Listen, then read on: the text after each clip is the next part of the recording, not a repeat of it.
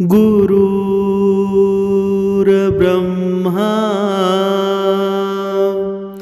गुरुर्विष्णू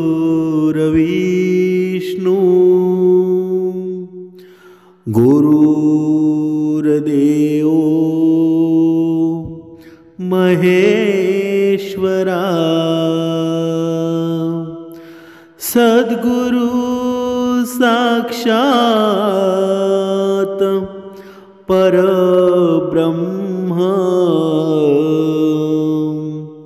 तस्मै श्री सद्गुरुवे नमः।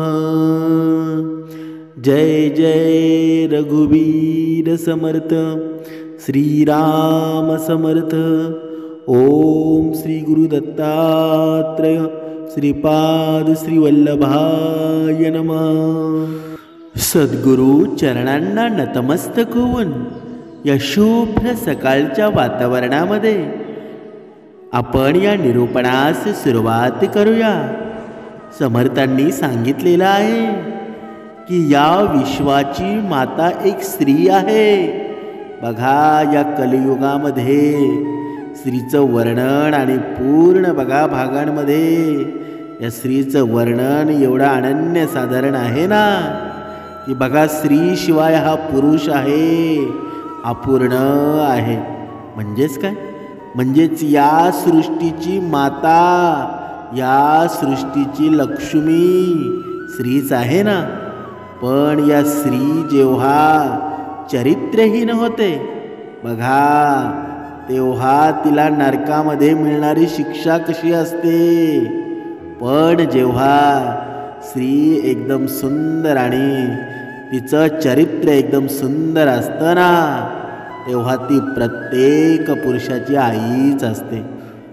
आज या निरूपणामध्ये आपण पाहणार आहोत की चरित्रहीन जी स्त्री असते तिची लक्षणं कोणती असतात, तिला आपण कसं ओळखायचं की ती चरित्रहीन आहे।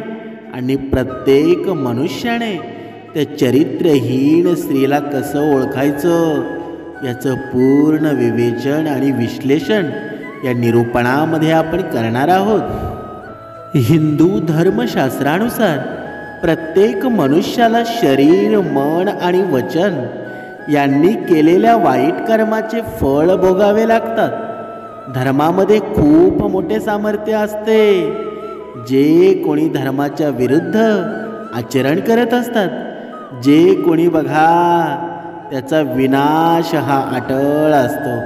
म्हणून प्रत्येकाने लक्षात ठेवा की धर्माच्या विरुद्ध कधीही वागू नका। जेव्हा तुम्ही धर्माच्या विरुद्ध वागू लागाल ना तेव्हा तुमचा विनाश हा अटळच आहे। म्हणजे काय? उदाहरण आपण पाहूया। महाभारतामध्ये कर्ण धर्माच्या विरुद्धच वागला ना। बघा सर्वश्रेष्ठ असून सुद्धा मरावं लागलं ना। म्हणून धर्माच्या पुढे कोणी नाही। म्हणून धर्म पाळा। बघा काही पाप अशी असतात त्यांना महापाप समजलं जातं आणि त्यांची नरकामध्ये कठोरात कठोर शिक्षा भोगावी लागते। बघा याच महापापामध्ये एक पाप आहे म्हणजे व्यभिचार। बघा लक्ष देऊन ऐका, व्यभिचाराचा अर्थ काय आहे? बघा की विवाहित व्यक्तींचा दुसऱ्या व्यक्तींसोबत शारीरिक संबंध असणे। बघा लक्ष देऊन ऐका, कारण खऱ्या परिस्थितीमध्ये बघा खरं तर हे निरूपणं आहेत ना, खरी परिस्थिती कधी सांगितली जात नाही। पण ही परिस्थिती प्रत्येक स्त्रीला अथवा प्रत्येक पुरुषाला माहीत असणं खूप गरजेचं आहे। बघा हा व्यभिचार आहे। हा व्यभिचार म्हणजे विवाहित व्यक्तींचा दुसऱ्या व्यक्तींसोबत असलेला संबंध आहे। बघा या कलियुगामध्ये विवाहित लोकांचा दुसऱ्या लोकांसोबत शारीरिक संबंध बनवणं हे अतिशय सामान्य होऊन बसलं आहे। तुम्ही पण कधीतरी तुमच्या आजूबाजूला अशी घोर पाप करताना लोक पाहिले असतील। बघा ऐकलं सुद्धा असेल। बघा आजकाल अशी चुकीचे संबंध फक्त पुरुषच ठेवताना दिसत नाही, तर कित्येक स्त्रिया सुद्धा ठेवताना दिसत आहेत। समर्थ सांगत आहेत की धर्मशास्त्रानुसार व्याभिचार करणं महापाप मानले गेले आहे। म्हणजेच काय? म्हणजेच बघा, गरुड पुराणानुसार या महापापांचे काहीही प्रायचित्त नाही आहे। ज्या स्त्रिया अशी पाप करतात त्यांच्या आत्म्याला त्याचे परिणाम भोगण्यासाठी वेगवेगळ्या बघा प्रकारच्या नरकांमध्ये नेले जाते आणि तिकडे त्यांना भयंकर अशा शिक्षा दिल्या जातात। बघा, म्हणजेच काय? म्हणजेच ज्या स्त्रिया असतात या अशा बघा चरित्रहीन असतात ना, बघा त्यांचा मृत्यू झाल्यानंतर त्यांचा बघा वेगवेगळ्या शिक्षा भोगाव्या लागतात। गरुड पुराणानुसार जी पत्नी तिच्या नवऱ्याला धोका देते तिला नरकामध्ये कोणत्या शिक्षा दिल्या जातात? बघा, मनुस्मृती, रामचरितमानस आणि नारद पुराणामध्ये चरित्रहीन स्त्रियांबद्दल काय लिहिले आहे हे सुद्धा पाहणार आहोत। बघा, व्याभिचारी स्त्रीच्या मुलांना सुद्धा तिच्या पापाची शिक्षा भोगावी लागते का? बघा, ही सर्व माहिती आपण बघा या पूर्ण निरूपणामध्ये पाहणार आहोत। आपण आधी नारद पुराणामध्ये चरित्रहीन स्त्रियांबद्दल काय लिहिलं आहे ते पाहूया। बघा, आणि त्यानंतर गरुड पुराणामध्ये सुद्धा चरित्र स्त्रियांबद्दल काय लिहिलं आहे ते सुद्धा पाहूया। बघा, नारद पुराणानुसार भरपूर लोक आपल्या वासनेवर नियंत्रण मिळवत नाही आणि सुंदरतेच्या आकर्षणामध्ये फसून परपुरुषासोबत किंवा परस्त्रीसोबत शारीरिक संबंध ठेवतात। केवळ सामान्य व्यक्तीच नव्हे तर बुद्धिमान व्यक्तीसुद्धा, सिद्ध ऋषीमुनी आणि एवढेच नव्हे तर कधी कधी देवतासुद्धा या जाळ्यांमध्ये फसले जातात। यासाठी या महापापाला नियंत्रित ठेवण्यासाठी परमेश्वराने काही नियम बनवलेले आहेत आणि त्याची शिक्षा पण निर्धारित केली आहे। बघा, नारद पुराणानुसार असं लिहिलं आहे की जी पत्नी तिच्या नवऱ्याला धोका देऊन दुसऱ्या पुरुषासोबत संबंध ठेवते तिच्या मृत्यूनंतर तिला नरकात या महापापाची अशी शिक्षा भेटते की ते ऐकल्यानंतर परलोक सुद्धा थरथर कापतात। बघा, अशी शिक्षा कोणती आहे बरं? बघा, नारद पुराणामध्ये एका प्रसंगाचे वर्णन मिळतं की ज्यामध्ये धर्मराज आणि भगवान रामाचं पूर्वज भगीरथ या दोघांमध्ये पृथ्वीलोक आणि परलोक या दोघांबद्दल चर्चा चालू होती। तेव्हा भगीरथांनी धर्मराजांना विचारलं, जी पत्नी आपल्या नवऱ्याला धोका देते तिला यमलोकात काय शिक्षा दिली जाते?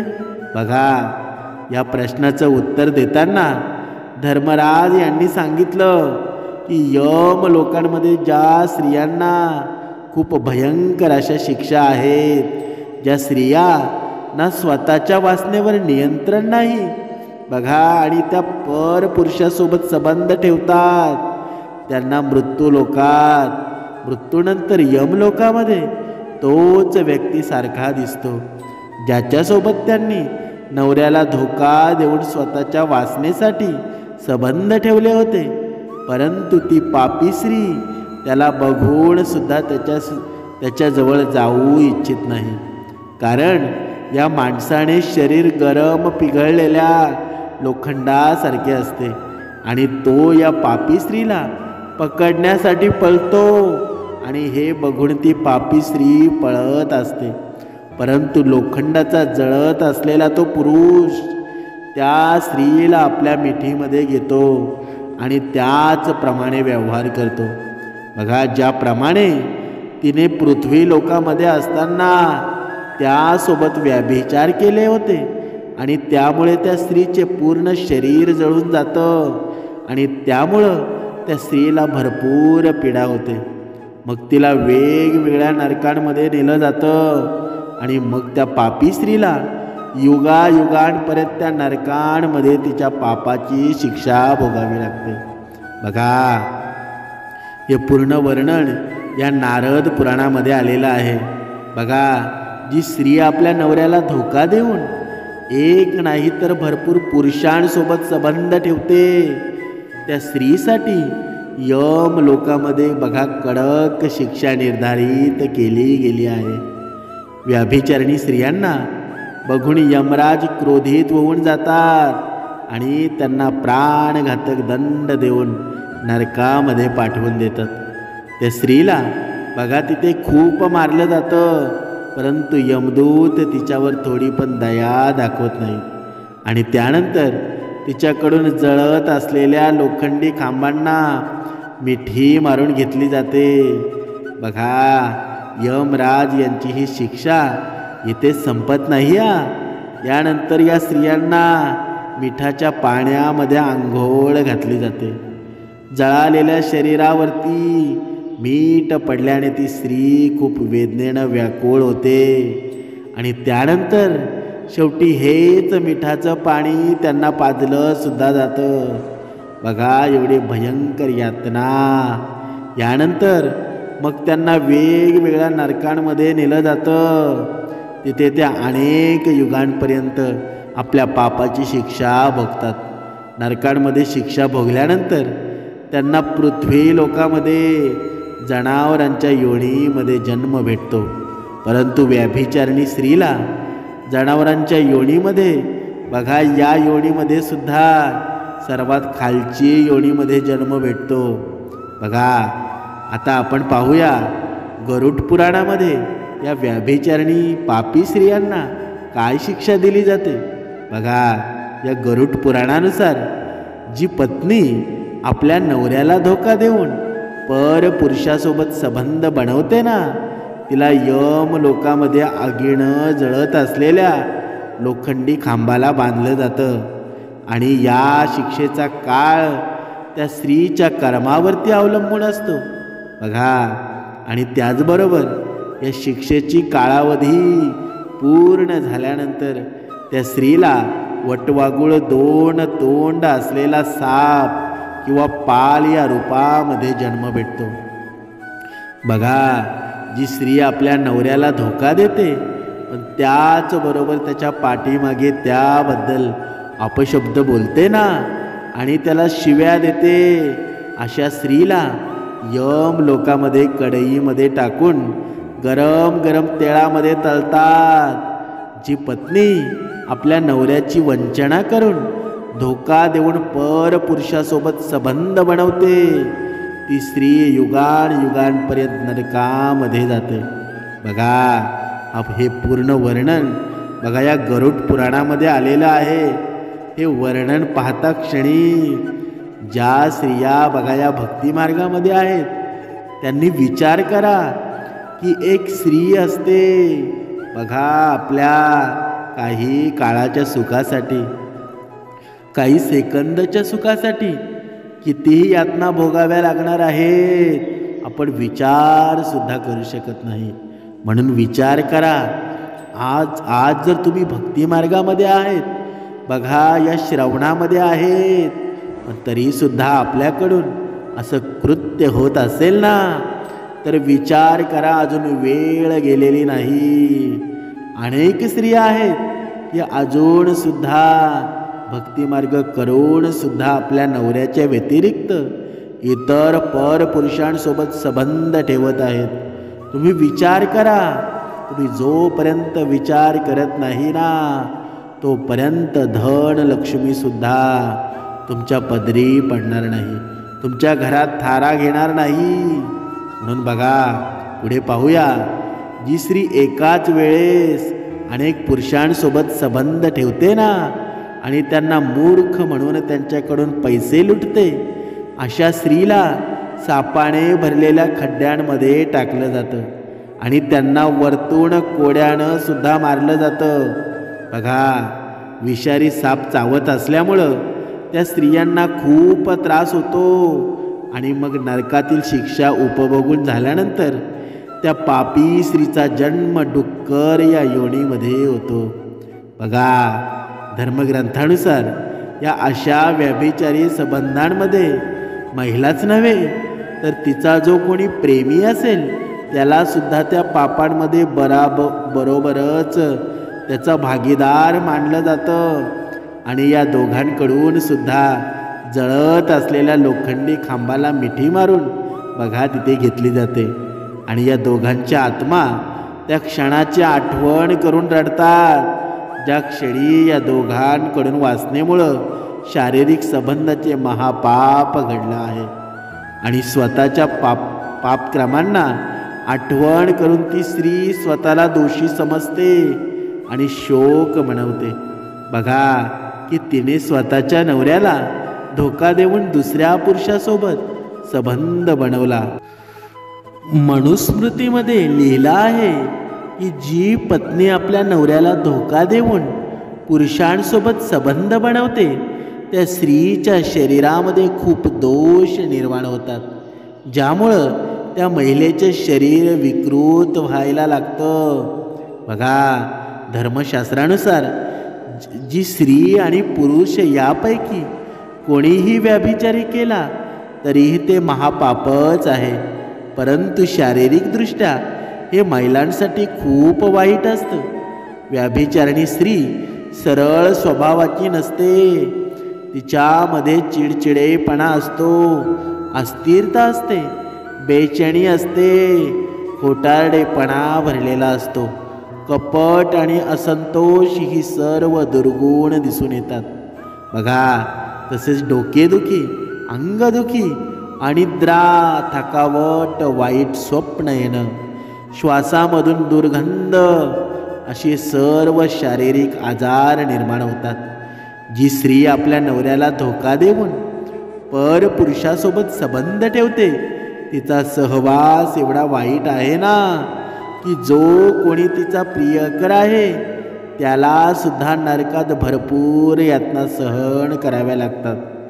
स्त्रिया परपुरुषांसोबत संबंध का बनवतात बरं? त्याची 2 कारणं आहेत.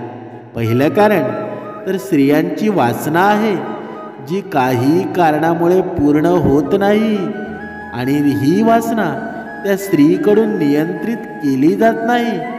आणि दुसरं कारण की प्रेम आणि आदराची कमी. एखाद्या स्त्रीला तिच्या घरात प्रेम आणि आदर भेटत नसेल आणि तेच ज्या वेळेस बाहेर एखाद्या पुरुषाकडून मिळतं त्यावेळेस ती त्याच्याकडे आकर्षित होते. आणि त्यामुळं घरातल्या स्त्रियांना प्रेम आणि आदर देणं खूप गरजेचं आहे. बघा समर्थांनी सांगितलेलं आहे की आपल्या घरात जेव्हा स्त्री असते ना तर स्त्रीला आदर हा दिलाच पाहिजे. कारण ज्या घरामध्ये स्त्रीला आदर नसतो ना बघा स्त्रीची पूर्णपणे काळजी घेतली जात नाही, त्या घरामध्ये धनसुद्धा टिकत नाही, लक्ष्मीसुद्धा राहत नाही. म्हणून बघा आपण जेव्हा पुरुष कामावर जातो आणि स्त्री घरामध्ये असते पण घरामध्ये नंदनवन फुलवण्याचं ही बाग फुलवण्याचं काम कोण करत असते? स्त्रीच करत असते ना. कधी कधी आपण म्हणतो की बघा मी कमवतो पण घर नंदनवन करण्याचं काम हा संसार नंदनवन फुलवण्याचं काम स्त्रीच करत असते ना. त्याच्यामुळं स्त्रीला खूप महत्त्व आहे, अनन्यसाधारण महत्त्व आहे. बघा पुढे पाहूया. व्यभिचारी स्त्रियांच्या पापकर्माची फळं तिच्या मुलांना सुद्धा भोगावी लागतात का? बघा या विषयावर धर्मशास्त्रामध्ये लिहिलं आहे की जी स्त्री परपुरुषासोबत संबंध बनवते अशा व्यभिचारिणी पापी स्त्रीचा गर्भ दूषित होतो आणि याचा परिणाम तिच्या मुलांवर पडतो. बघा अशी मुलं जन्मालापासूनच काहीतरी रोगांनी पीडित असतात आणि त्या मुलांमध्ये अनेक आसुरी गुण पाहायला मिळतात. या व्यभिचारातून निर्माण झालेल्या गर्भाला धर्मशास्त्रामध्ये वर्णसंकर या बघा अपमानजनित शब्दानं संबोधलं गेलं. बघा यामुळं व्यभिचारीला सर्वत्र निंदनीय असे म्हटलं गेलं आहे. म्हणजेच काय? बघा समर्थ पुढे सांगत आहे की ज्या घरामध्ये स्त्रीला लक्ष्मीचा दर्जा दिला जातो, ज्या स्त्रीला घरामध्ये इज्जत दिली जाते, बघा त्या घराचं नंदनवन झाल्याशिवाय राहत नाही. म्हणजेच काय, म्हणजे आजच्या काळाची स्त्री ही बघा एवढी मोठी शक्ती आहे, एवढी मोठी ऊर्जा आहे ना, की तिने जर विचार केला तर या जगावरती राज्य करू शकते. बघा नव्हे नव्हे तर या पुरुषाला बघा उंचवण्याचं काम स्त्रीच करत असते ना.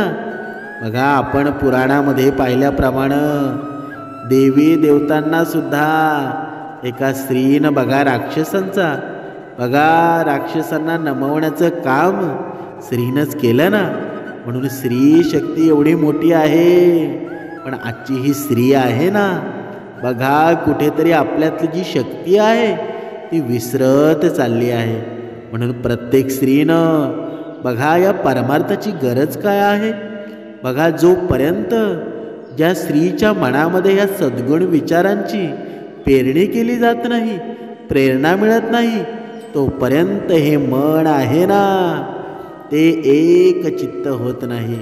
म्हणून प्रत्येक स्त्रीनं बघा आता तुम्ही या भक्ती मार्गामध्ये आहेत आणि या भक्ती मार्गामध्ये असताना सुद्धा जर आपल्याकडून परपुरुषाबद्दल विचार येत असतील तर आपली भक्ती वाढवा, आपली उपासना वाढवा. बघा एकदा आपला पती असेल समजून सांगा, ऐकत नसेल तर परत समजून सांगा. पण परपुरुषासोबत संबंध ठेवणं हे खूप महान पाप आहे, खूप मोठं पाप आहे. आणि याच्या यातना आता सांगितल्याप्रमाणे त्या तशा होतात. तुम्ही कितीही भक्ती मार्ग करा, कितीही देव करा, त्याचा काहीही उपयोग होणार नाही. जिथे पाप घडलं जातं ना तिथे नंतर कितीही पुण्य केलं तरीही ते पुण्य होतच नाही. म्हणून बघा तुमच्या हातून पाप घडलं आहे ना तर ते एकदा पाप घडलं आहे ते घडू द्या, पण नंतरचं जीवन तुमचं पुण्यवान करा. नंतर कधी त्या पापाच्या वाट्याला जाऊ नका. म्हणून समर्थांनी सांगितलं आहे की बघा या जगामध्ये या विश्वामध्ये तू जननी माता आहेस. तू जर नसतीस ना तर हे जग निर्माण झालं नसतं. म्हणून तुला तुझं सामर्थ्य एवढं आहे की तू या कलियुगामध्ये आपलं रूप आहे ना तेच विसरले आहेस. म्हणून प्रत्येक स्त्रीला, प्रत्येक महिलेनं एक लक्षात घ्यायला हवं. तुम्ही जर विचार केला तर तुमचं आयुष्य एवढं सुंदर आहे ना की तुम्ही कधी या जगामध्ये राज्य तुम्ही करू शकता. फक्त तुमच्या मनामध्ये तुम्ही आणायला हवं. पण आपण मात्र या वरच्या सुखामध्ये बघा बिंबवून गेलो आहोत. आपल्याला तेच सुख वाटत आहे. आणि कधीही लक्षात घ्या, जेव्हा तुम्ही परपुरुषावर प्रेम करता तेव्हा एक गोष्ट मात्र विसरून जाता की आपला जो पती असतो ना, आपण कितीही चुक्या केल्या तरीही तो आपल्याला क्षमा करत असतो. पण परपुरुषाच्या जेव्हा आपण सानिध्यामध्ये जातो तेव्हा तो त्याचा फायदा पाहत असतो. जेव्हा त्याचा फायदा बघा निघून जातो ना तेव्हा आपण त्याच्यासाठी कवडीमोल होऊन जातो. म्हणून प्रत्येक स्त्रीनं, प्रत्येक महिलेनं या गोष्टीबद्दल बघा विचार करायला हवा.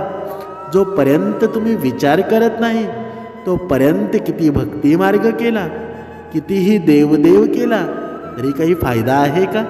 अजिबात नसणार आहे. आजची स्त्री असं म्हटलं जातं की आपल्या स्वतःच्या पायावर उभी आहे. पण जर ती अशा या नरक यातनेमध्ये अडकली तर ती उभी राहील का? म्हणून भक्ती मार्गाची का गरज आहे बरं?